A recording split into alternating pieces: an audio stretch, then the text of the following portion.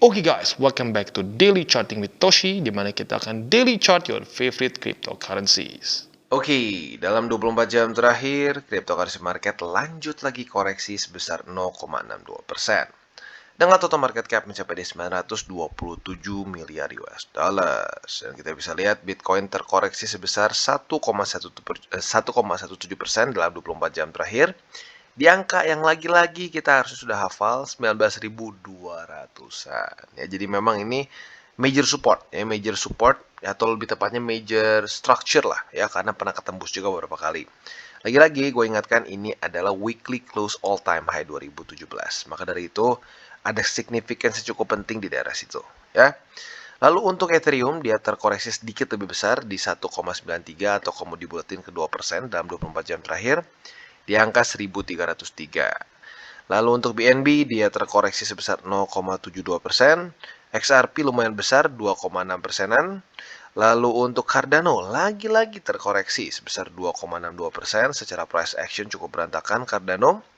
Dan Solana terkoreksi sebesar 3,24, dan yang terakhir Dogecoin dia malah meningkat tipis sebesar 0,2%. Nah, selanjutnya kita akan lihat economic calendar. Pada hari ini kita bisa lihat sudah ada beberapa yang keluar datanya, tapi bisa dibilang belum ada yang terlalu penting ya. Rata-rata bintang 1 atau bintang 2. Nah, tetapi pada hari ini kita bisa lihat akan ada data CPI dari UK ya. Nah, ini akan keluar jam 1 siang nanti. Nah, seperti yang kita tahu UK sekarang sedang berantakan ya. Dan saat sedang berantakan seperti ini otomatis ya dia akan bisa mempengaruhi markets ya. Biasanya nggak terlalu pengaruh ya, karena Inggris lagi-lagi nggak sebesar US pengaruhnya terhadap cryptocurrency market. Tetapi karena kasus khusus UK makin berantakan, ada possibility CPI data mereka bisa mempengaruhi cryptocurrency market. Jadi kalau mau buat lo yang pengen lihat silahkan jam 1 ya. Nggak terlalu susah nontonnya ya kan, nggak usah nunggu malam-malam karena ya keluar datanya siang enak ya. Lalu selanjutnya kita bisa lihat ada data juga CPI dari Eropa. Nah, arguably Eropa ini lebih pengaruh terhadap cryptocurrency market dibandingkan Inggris ya. Jadi kalau lu pengen lihat juga bisa jam setengah 4, bukan setengah 4, jam 4 sore ya. Dan yang terakhir kita bisa lihat data US. Nah, data US ini akan keluar building permits. Sebenarnya ada lagi di bawah ya, crude oil inventories. Jadi ada dua lah sebenarnya cukup penting dari US ya, yaitu crude oil inventories dan juga building permits. Nah, building permits ini akan menunjukkan real estate market di Amerika. Apabila masih terus meningkat, artinya demand masih tinggi. Nah, kalau demand masih tinggi, ini akan mempengaruhi kebijakan The Fed. Ya, jadi kalau hasilnya bidding permits-nya ini lebih tinggi daripada forecast, lebih tinggi daripada 1,53 di sini ya. Nah, artinya US akan cenderung, atau lebih tepatnya di XY akan menguat ya. Dan yang selanjutnya di sini adalah crude oil inventories. Nah, semakin banyak oil inventories yang meningkat, ya berarti in theory harusnya harga dari crude oil akan turun. Ya, jadi ya kalau ini sesuai forecast harusnya bisa bagus untuk cryptocurrency market. Ya, jadi kurang lebih seperti itu beberapa data yang kita bisa lihat ya. Dan selanjutnya kita akan masuk ke chart. Tapi sebelum kita masuk ke chart ada satu berita juga ya. Satu berita dari Kanye West, di mana kita tahu Kanye West ini adalah seorang rapper yang cukup nyentrik ya. Nah, kemarin dia bisa dibilang di kick out oleh JP Morgan. Jadi basically dia disuruh cabut dana dia dari JP Morgan karena ada statement dia di Twitter yang sedikit masuknya anti-Semitic ya. Dia ngomong apa ya spesifiknya? Ya, dia tuh kalau nggak salah ngomong soal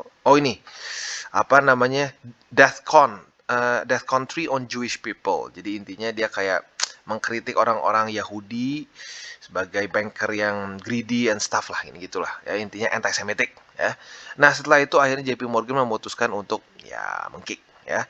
Nah, tetapi yang bikin unik dari Kanye West ini, setelah dia di-kick dari JP Morgan dan dia mau tarik dana dia pakai topi Satoshi Nakamoto. Ya, jadi ya mungkin dia ada rencana beli Bitcoin. Nah, jadi seperti itulah kurang lebih ya, ada berita baru yang cukup unik. Ngaruh ke market? Kayaknya nggak juga lah, tapi ya gue bahas lah dikit-dikit karena lucu juga beritanya ya. Buat lu yang fans Kanye, tau lah memang Kanye tipe orangnya seperti itulah, memang nyentrik dan sedikit kontroversial. Oke, nah sekarang kita akan geser ke chartingnya. Untuk charting kita bisa lihat bahwa sebenarnya posisi sebentar ini ada satu garis yang ada yang ketarik. Gua lupa tepatnya di mana, jadi gua restart aja. Oke, nah jadi seperti yang kita bisa lihat Bitcoin retest MA50 dua kali ya. Jadi harusnya posisi short mungkin kemarin ya. Lalu untuk ya itu nanti kita bahas di belakang lah. Tapi intinya apa? Intinya minimal masih bisa bertahan di atas dari 19.200. Karena kita bisa lihat kemarin week terendahnya itu sampai 19.000 lebih $91. Jadi ya not bad, not bad. Walaupun harapan gue tembus 50, tapi ya ternyata masih belum berhasil. Jadi dia bisa bertahan di atas dari 19.200, that's pretty good menurut gue ya. Nah, sekarang PR-nya apa? Literally masih sama seperti kemarin, bertahan di atas dari 19.200. Nah, tentunya dengan setup seperti ini kita harusnya sudah dapat posisi juga ya. Nah, lagi-lagi untuk posisi buy limit dan lain-lain kita bahas di belakang ya. Nah, kita akan sekarang lihat untuk long term-nya. Untuk long term-nya seperti yang gue bahas juga ya, dia masih bagus juga bertahan dari 19.200 di weekly-nya. Nah, setelah itu berhasil, yang menjadi the ultimate test untuk Bitcoin adalah MA20. Karena seperti yang gue bilang, MA20 di weekly ini adalah salah satu komponen dari bull support band. Apabila Bitcoin udah mulai kena 20, kita akan coba ganti si Bollinger Band ini dengan bull support band. Ya, karena lagi-lagi buat lo yang mungkin ketinggalan kemarin-kemarin ya, intinya bull support band ini adalah indikator yang menunjukkan apakah kita dalam keadaan bear market atau bull market. Dan seperti yang kita bisa lihat dalam beberapa bulan terakhir ya, kita masuk dalam bear market dengan sangat jelas MA20 menjadi resisten ya. Selama ini masih belum bisa berubah menjadi support, kita masih dalam bear market ya. Oke, jadi kurang lebih seperti itu untuk Bitcoin secara ya, makronya ya. Dan kalau kita lihat untuk DXY, lucunya DXY malah melemah ya. Jadi DXY melemah, tetapi Bitcoin dibilang menguat banget enggak. Berarti artinya demand dari Bitcoin sendiri pun sedikit turun kemarin ya. Nah, tapi ini tentunya satu news yang bagus ya. Artinya dia mulai mendapatkan pelemahan dan dengan jelas ini membuat suatu lower high ya, lower high. Jadi kita bisa di sini tadinya kan dia membuat higher high, higher low, higher high, higher low, higher high, higher low. Nah, sekarang mulai membuat suatu lower high. Nah, tentunya ini adalah salah satu indikasi dari satu aset yang mulai melemah secara secara momentum ya. Jadi, harapan selanjutnya adalah dia sudah membuat suatu lower high, lanjutnya adalah lower low ya. Jadi, kalau bisa dia tembus atau target kita nih ya, dia itu tembus di sini. Tembus dari 100, bentar nggak keklik, 100 berapa nih? 110-an ya. Kalau dia bisa tembus 110 dan daily close di bawah dari situ, nah itu akan menjadi satu pertanda yang baik untuk cryptocurrency market dan risk on asset in general ya.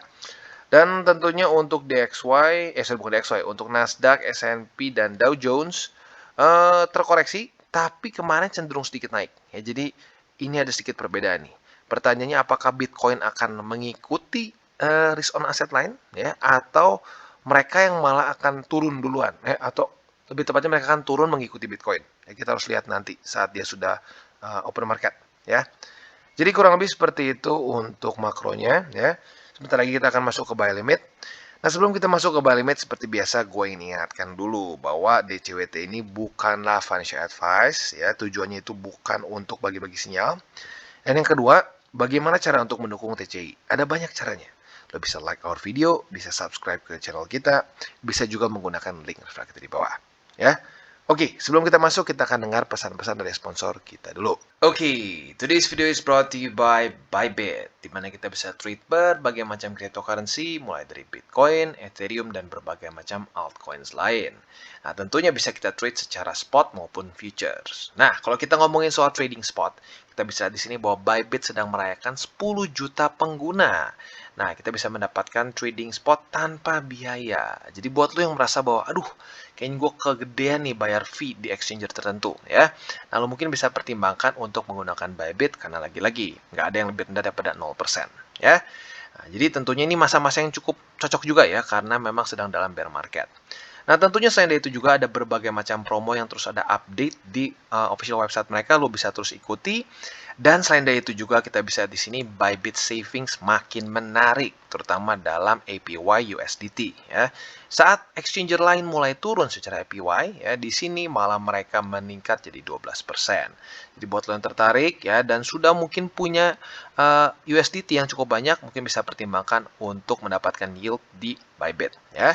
Jadi jangan lupa buat kalian yang ingin akumulasi secara spot juga ingin mendapatkan yield yang bagus, bisa pertimbangkan untuk trading di Bybit. Oke, dan sekarang kita geser ke Bitcoin. Ya, untuk Bitcoin kita bisa lihat sebenarnya kemarin kita sudah bisa buka posisi short sesuai dengan pembahasan beberapa hari lalu. Ya, jadi kan kita sudah bahas nih. Kemarin sudah terjadi reject pertama pada tanggal 17 Oktober di EMA50 tentunya ya. Nah, pada tanggal 18 kemarin dia sudah terjadi rejection kedua alias kita dapat konfirmasi bahwa kita bisa buka posisi short di EMA50 ya. Buat kalian yang sudah buka di EMA50, gue udah bilang kemarin juga ada dua option. Yang pertama adalah konservatif, ya TP konservatif yaitu di EMA20 dan yang agresif di daerah 19.200-an. Dan dua-duanya kena ya. Jadi buat lu yang kemarin itu konservatif, lu dapat coba kita cek ya, lu dapat berapa persen? Kita bisa cek di sini, lu buat yang konservatif dapat sekitar 1,28%. Dan buat yang agresif dapat 2,37%. Ya, not bad. Apalagi dalam kondisi market seperti ini. Nah, sekarang pertanyaannya gini. Bang, kan kemarin udah dapat nih posisi short. Tapi kan kemarin juga retest di sini, Bang. Berarti bisa buka posisi long juga nggak? Nah, bisa ya. Jadi buat lu yang jeli kemarin ya, lu juga sebenarnya bisa buka posisi long tadi atau mungkin hari ini juga boleh ya. Kemarin bisa sebenarnya karena retest kedua juga. Tapi buat lo yang ketinggalan nggak apa-apa, boleh pertimbangkan buka posisi long hari ini di 19.226. Lagi-lagi setupnya sama persis seperti short, tinggal dibalik saja. Konservatif bisa pertimbangkan di 20 ya. Yang lebih agresif bisa pertimbangkan TP-nya di MA50. Ya jadi literally as easy as that ya. Dan lagi-lagi ini menunjukkan bahwa sebenarnya ada peluang yang kita bisa dapatkan walaupun market sedang cenderung stuck di daerah sini ya. Nah, selanjutnya dari itu kita bisa lihat juga untuk posisi spot masih sama juga ya dengan di posisi long yaitu 19.226 itu yang pertama. Untuk yang kedua buy limitnya bisa pertimbangkan di 18.796 ya. Jadi kurang lebih seperti itu untuk Bitcoin. Oke, dan sekarang kita masuk ke Ethereum. Nah, untuk Ethereum sayangnya masih belum sejelas Bitcoin ya. Kalau Bitcoin kemarin udah dapat setup. Untuk Ethereum kemarin sayangnya di sini karena jebol tipis jadi kita nggak bisa buka posisi long. Tapi buat lo yang mungkin bandel ya buka SOP-nya ya bang tipis-tipis lah nggak apa. Ya lu kemarin hokinya malah kena TP ya buat yang konservatif. Nah untuk sekarang kita bisa lihat bahwa pada tanggal 17 sempat berhasil reclaim 20. Tetapi pada tanggal 18 Oktober kemarin dia gagal mempertahankan 20 dan bahkan hari ini sepertinya mulai menjadi suatu resisten. Nah, jadi sebenarnya boleh nggak Bang buka posisi short di sini? Boleh aja, tapi harus tunggu sampai besok. Kalau besok dia masih di bawah dari MA20, lo boleh pertimbangkan langsung buka posisi pending short di 20 ya. Dengan target TP tentunya di 1276. Dan kalau sampai dapat posisi short di situ, itu berarti kita dapat sekitar berapa persen nih? Coba kita cek ya. Di sini kita akan dapat lumayan juga ya, profit sebesar 2,87% kalau dapat besok. Ya, jadi lagi-lagi untuk Ethereum tergantung nih, besok berhasil nggak dia bertahan di bawah dari 20. Kalau dia bertahan di bawah 20, nah lu pending order short. Kalau kena, ya asik. Berarti dapat posisi short, target TP-nya sekali lagi di 1276. Untuk long, literally tinggal kita balik saja logikanya. Kalau dia udah ke bawah, retest 1, retest 2, monggo buka posisi long dengan target TP antara 2. Konservatif di EMA20, agresif di 1362. Ya.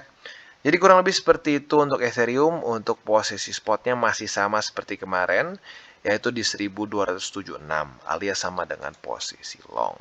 Secara struktur, ya lu lihat sendirilah, masih sideways kurang lebih di daerah sini ya. Oke, dan beberapa dari kalian sudah minta update dari Cardano. Ya, alasan kenapa gua belum update Cardano karena lu lihat sendiri, nggak ada setup dari kemarin ya. Dan secara price action berantakan setelah dia jebol 41 sen di sini ya, turun terus. Nah, untuk sekarang the nearest support itu di daerah 30 sorry bukan 32 tapi 30 sen di sini ya. Ini adalah struktur yang ada di sini. Ini Januari 2021 ya. Jadi udah lumayan lama. Nah, kalau kita lihat dia masih di tengah-tengah. Jadi nanggung jujurnya ya. Tapi kurang lebih kita akan coba prelude dulu. Seperti apa sih kurang lebih yang kita bisa expect dari price action Cardano. Andaikan kita mencari short ya. Kita mencari short berarti kita tunggu sampai dia retest MA20. Retest 1, retest 2 di 20, monggo posisi short ya. Nah, posisi shortnya ini nanti by that time harusnya ada di tengah-tengah. Karena kan ada rally nih. Pas rally otomatis ini menjadi satu struktur ya. Nah, nanti struktur itu bisa menjadi TP konservatif kita. Nah, untuk yang agresifnya otomatis di daerah 30 sen di sini ya. Untuk posisi long tinggal kita balik logikanya. Andaikan dia lanjut turun ke bawah di sini, retest 1, retest 2, monggo bisa buka posisi long di sini dengan target TP antara di 20 yang mungkin by that time udah makin ke bawah ya. Nah, jadi 20 yang konservatif dan 41 sen yang lebih agresif ya. Jadi kurang lebih seperti itu untuk Cardano secara posisi long dan shortnya. Untuk spot gue pribadi dalam kondisi sekarang belum jelas kemana nih si supportnya. Gue sarankan untuk stop dulu aja ya. Jadi kurang lebih seperti itu untuk Cardano. Oke, dan sekarang kita masuk ke Matic. Nah, untuk Matic kita bisa lihat dia bisa dibilang cukup unik sendiri ya. Di mana yang lain kemarin ya cenderung berantakan, cenderung turun. Tapi pada daily close-nya dia malah berhasil reclaim 85 sen dan mulai membuat suatu higher high. Luar biasa ya. Dan juga bukan cuma itu ya, tapi menaklukkan juga MA200. Jadi ini cukup aneh jujurnya Matic ya. Nah, untuk sekarang, Bang, boleh nggak buka posisi long? Jangan dulu ya. Kenapa? Karena ini baru retest pertama. Jadi kita lihat nih besok. Apakah Matic bisa mempertahankan 85 sen ini sebagai support atau tidak? Kalau dia bisa pertahankan 85 sen sebagai support, nah kita mungkin boleh pertimbangkan posisi long. Tapi dengan catatan, ya lo lihat sendiri lah, Bollinger Band-nya dekat, jadi otomatis ada resiko dia kayak beberapa altcoins yang lain lah kemarin ya. Lu udah hafal harusnya kalau ngikutin di CWT. Kalau Bollinger Band-nya terlalu dekat ya, buka posisi long seperti ini resikonya lebih besar. Tapi bang, ada nggak kemungkinan bisa langsung aja naik gitu, riding the upper band? Ada kemungkinan seperti itu. Tapi jarang, ya. Jadi kurang lebih seperti itu ya. Dan untuk posisi shortnya, kita bisa pertimbangkan apabila ternyata besok gagal nih. Ternyata Matic misalkan daily close-nya di bawah dari 85 sen. Andaikan close di sini nih. Nah, andaikan close di sini, ya. Terus di retest 1, retest 2, nah lo bisa pertimbangkan posisi short di 85 sen dengan target TP di 83 sen atau kalau mau sedikit lebih konservatif bisa di MA200 ya. Jadi kurang lebih seperti itu untuk Matic secara posisi long dan shortnya. Untuk spotnya lo bisa pertimbangkan di dua tempat ini, averaging di 85 sen atau di 83 sen ya. Jadi kurang lebih seperti itu untuk Matic. Oke, dan selanjutnya BNB. Seperti yang kita bisa lihat, BNB sudah dapat konfirmasi atau sudah terjadi retest kedua di 276,1. Artinya apa bang? Artinya posisi shortnya harusnya sudah kena kalau lu pending order. Kalau lupa pending order ya nggak kena ya. Nah, target TP-nya di mana? Target TP-nya ada dua seperti biasa ya. Untuk yang konservatif bisa pertimbangkan di struktur support di tanggal 15 dan 16 Oktober kemarin. Tepatnya di 268,1 ya, itu untuk yang konservatif. Untuk yang agresif, target TP-nya bisa pertimbangkan di 263,6. Nah, buat kalian yang sudah terus ngikutin DCWT dan ngelihat BNB harus sudah hafal dengan 263,6. Karena ini merupakan summer low dari BNB. Ya, jadi harusnya itu bisa menjadi satu support yang kuat secara historically ya. Oke, jadi kurang lebih seperti itu untuk posisi short. Untuk posisi longnya gimana bang? Literally as simple as tinggal dibalikin aja ya. Jadi andaikan dia retest lagi nanti ke sini ya. Ini the best case scenario-nya nih. Kita kan dapat posisi short nih. Kena TP di bawah. Retest 1, retest 2, monggo buka posisi long. Target TP-nya lagi-lagi dibalik, konservatif di 268 ya. Yang agresif di 276 ya. Jadi kurang lebih seperti itu untuk BNB dan untuk posisi spotnya gue pribadi lebih menyarankan di 263,6 karena lagi-lagi itu adalah satu struktur yang intiri dan secara historically beberapa bulan ke belakang cukup kuat untuk BNB ya. Dan kurang lebih seperti itu DCWT kita pada hari ini, dan seperti biasa gue ingatkan, mungkin udah kedengerannya sedikit kayak radio rusak, tapi ini penting ya, karena kadang-kadang kita kita kadang-kadang suka hilaf gitu, suka lupa ya. Jangan pakai uang panas ya. Jangan pakai uang buat cicilan rumah, cicilan mobil untuk masukkan ke dalam cryptocurrency market. Jadi yang benar adalah lu punya penghasilan ya, misalkan 10 juta. Lu udah komit berapa persen dari penghasilan lu dimasukkan ke kripto. Nah, itu tergantung lu. Misalkan lu masih muda, belum punya banyak tanggungan, belum punya anak, belum punya cicilan ini itu. Nah, lu bisa pertimbangkan lebih gede. 20% mungkin, 30% mungkin. Nah, tapi misalkan lu udah punya banyak tanggungan, ya, resiko lu lebih besar. Ya sudah, jangan.